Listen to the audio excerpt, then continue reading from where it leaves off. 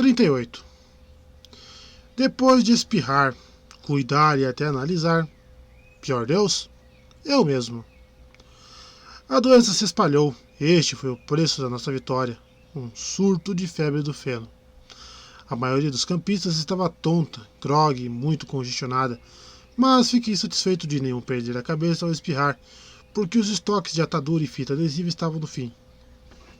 Will Solace e eu passamos a noite cuidando dos feridos. Will tomou a frente, o que eu achei ótimo. Eu estava exausto. O que mais fiz foi mobilizar braços quebrados e distribuir remédio para resfriado e lenço de papel. Também tentei impedir Harley de roubar todos os adesivos de carinha feliz da enfermaria que ele colou por todo o lança-chamas.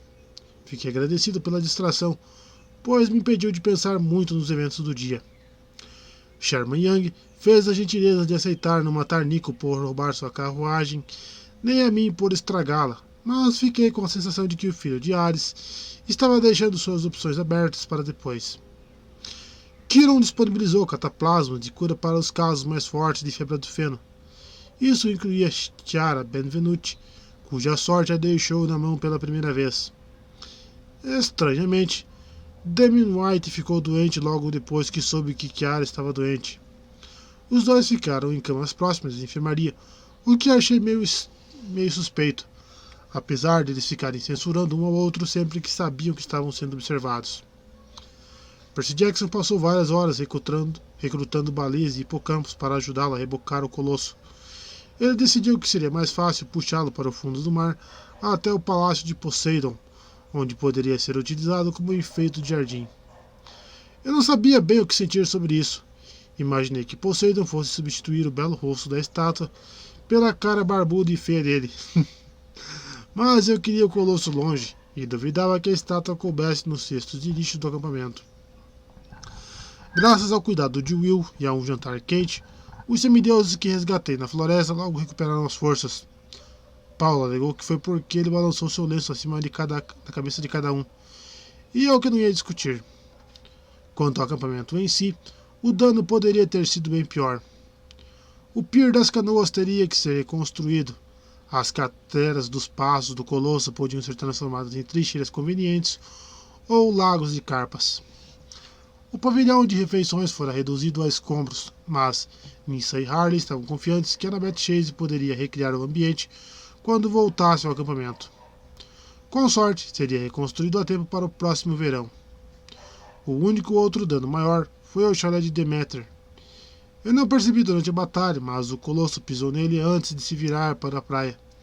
Em retrospecto, o caminho da destruição parecia quase proposital, como se o autômato tivesse subido em terra, pisado no chalé 4 e voltado para o mar.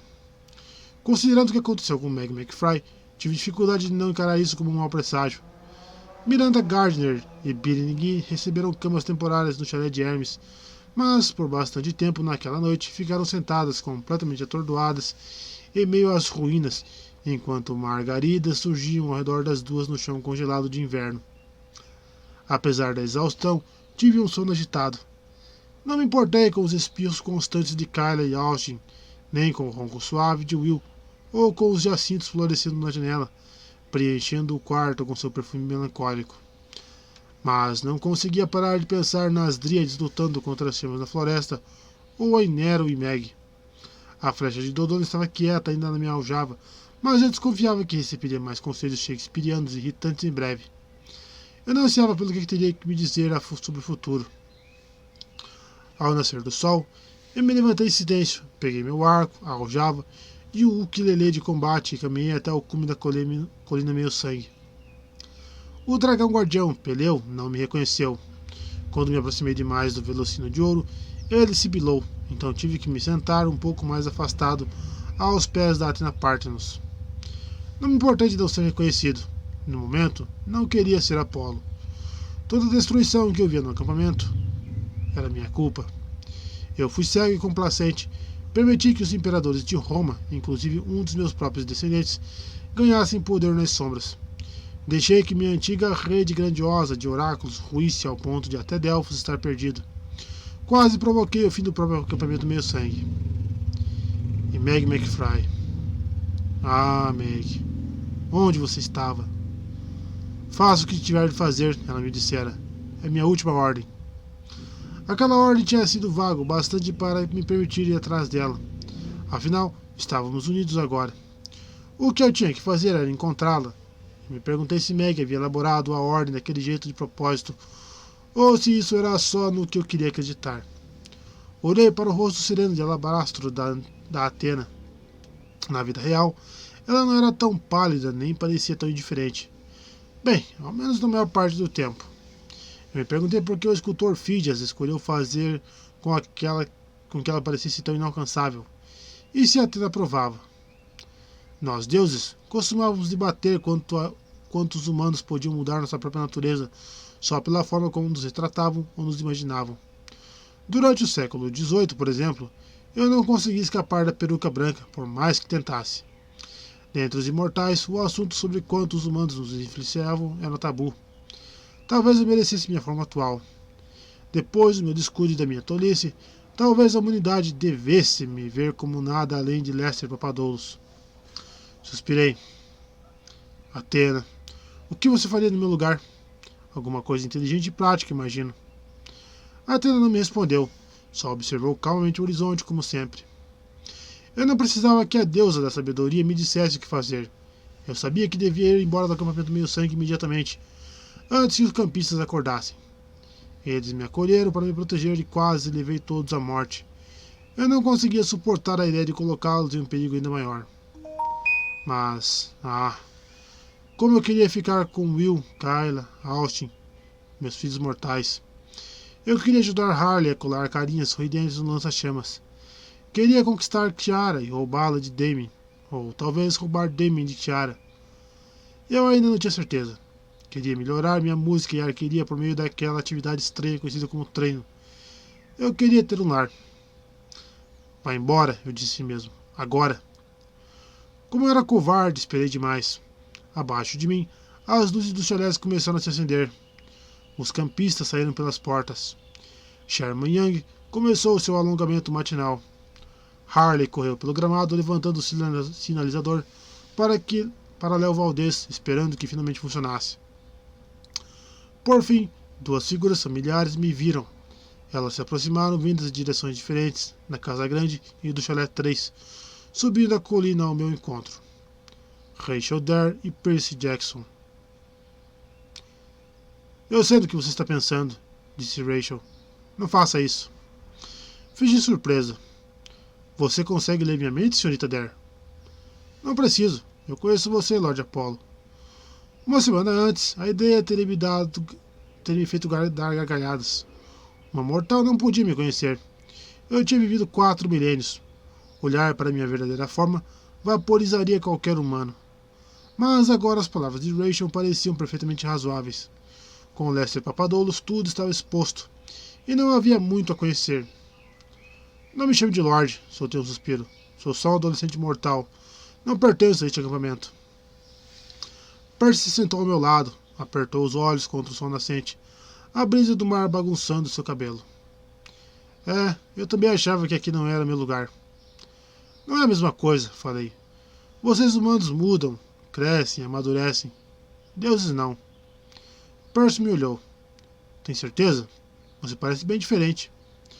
Acho que ele pretendia fazer um elogio, mas não achei as palavras reconfortantes. Eu estava ficando mais humano. Isso não era motivo de comemoração. Era verdade que consegui usar alguns dos meus poderes divinos quando mais importava. Uma explosão de força divina contra os germânicos. Uma flecha com febre do feno contra o colosso. Mas eu não podia contar com essas habilidades. Eu não sabia como as tinha conjurado. O fato de ter limites e de não poder ter certeza de quais eram esses limites. Bem, isso fazia com que me sentisse bem, mais Lester Papadoulos do que Apolo. Outros oráculos precisam ser encontrados e protegidos, falei. Não posso fazer isso se não sair do acampamento meio-sangue, e não quero colocar a vida de mais ninguém em risco. Rachel se sentou do meu outro lado. Você parece resoluto. Recebeu uma profecia no bosque? Estremeci. Temo que sim. Ela colocou as mãos nos joelhos. Kyla disse que você estava falando com uma flecha ontem. Ela é feita da madeira do bosque de Dodona? Espera aí, interrompeu Percy. Você encontrou uma flecha falante que revelou uma profecia? Não seja bobo, falei. A flecha fala, mas quem me deu a profecia foi o próprio Bosque. A flecha de Dodona só dá conselhos aleatórios. É bem irritante. A flecha tremeu e não me aljava. De qualquer modo, continuei, preciso ir embora do acampamento. A Triunvirato S.A. quer dominar todos os oráculos antigos. Eu tenho que impedi-los. Quando tiver derrotado os antigos imperadores, só então vou poder enfrentar meu amigo Piton e libertar o oráculo de Delfos. Depois disso, se eu sobreviver, pode ser que Zeus me deixe voltar ao Olimpo. Rachel puxou a mecha de cabelo. Você sabe que fazer isso sozinha é perigoso, certo? Escute o que ela disse, pediu Percy. Tira me contou sobre Nero e essa empresa maluca. Eu agradeço a oferta, mas... Calma lá, Percy levantou as mãos. Só para deixar claro, não estou me oferecendo para ir com você.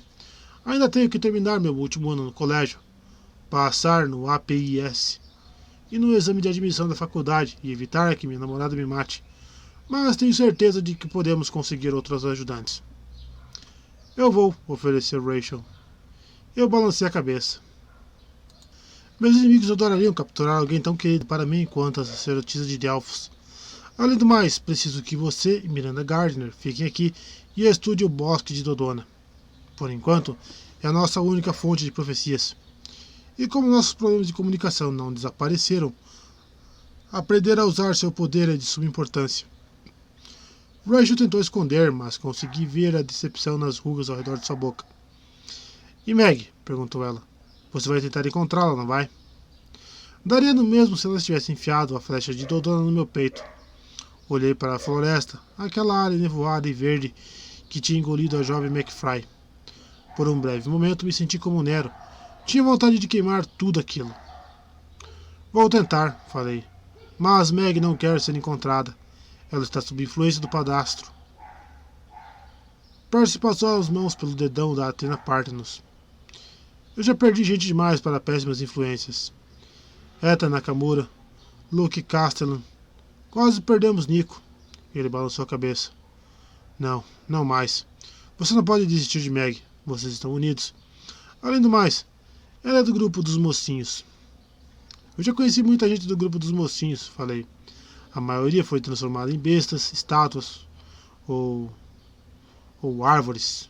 Minha voz falhou. Rachel colocou a mão na minha. As coisas nem sempre precisam terminar da mesma maneira, Apollo. Essa é a parte boa de ser humano. Nós só temos uma vida, mas podemos escolher que tipo de vida queremos ter. Isso me pareceu otimista demais. Eu havia passado séculos vendo os mesmos padrões de comportamento se repetindo sem parar em humanos que se acham terrivelmente inteligentes e que estavam fazendo uma coisa que nunca haviam sido feita antes. Eles achavam estar criando suas próprias histórias, mas só percorriam as mesmas velhas narrativas, geração após geração. Ainda assim, talvez a persistência fosse a maior virtude dos mortais, no fim das contas.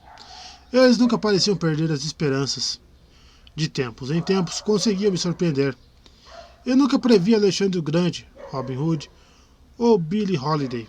Para falar a verdade, nunca previ Percy Jackson e Rachel Elizabeth Dare.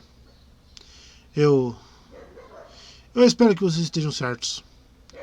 Rachel deu um tapinha na minha mão. Nos conte a profecia que ouviu no bosque. Minha respiração saiu trêmula. Não queria falar. Tive medo delas despertarem o bosque e nos mergulharem em uma cacofonia de profecias, piadas ruins e musiquinhas de propaganda. Mas recitei os versos.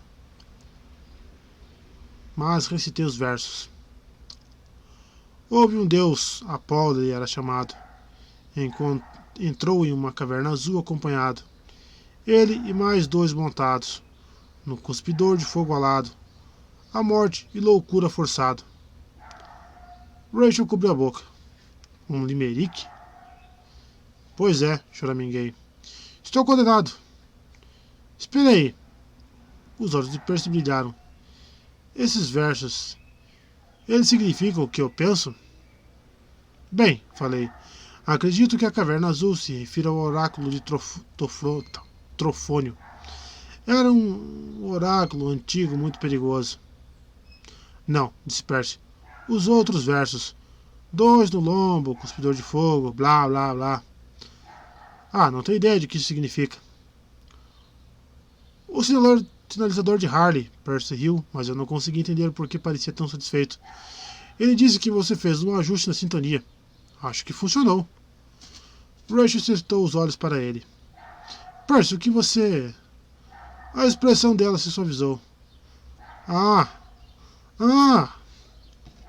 Houve outros versos? Perguntou Percy. Além do de Merrick? Vários, admiti. Trechos que não entendo. A descida do sol, o verso final, Indiana, banana. A felicidade se aproxima. Alguma coisa sobre páginas queimando. Percy bateu no joelho. Pronto, a felicidade se aproxima. Em latim, feliz é um nome... Bem, ao menos uma versão dele. Ele se levantou e observou o horizonte. Seus olhos se fixaram numa silhueta ao longe. Um sorriso se abriu em seu rosto. Um sorriso se abriu em seu rosto. Apolo, sua escolta está a caminho. Eu segui seu olhar. Uma criatura alada, enorme, feita de bronze celestial, descia das nuvens cintilando ao sol. Nas costas dela estavam 2 figuras humanas. A descida foi silenciosa, mas, na minha mente, a melodia alegre do Valdenizator proclamava as boas notícias. Léo estava de volta.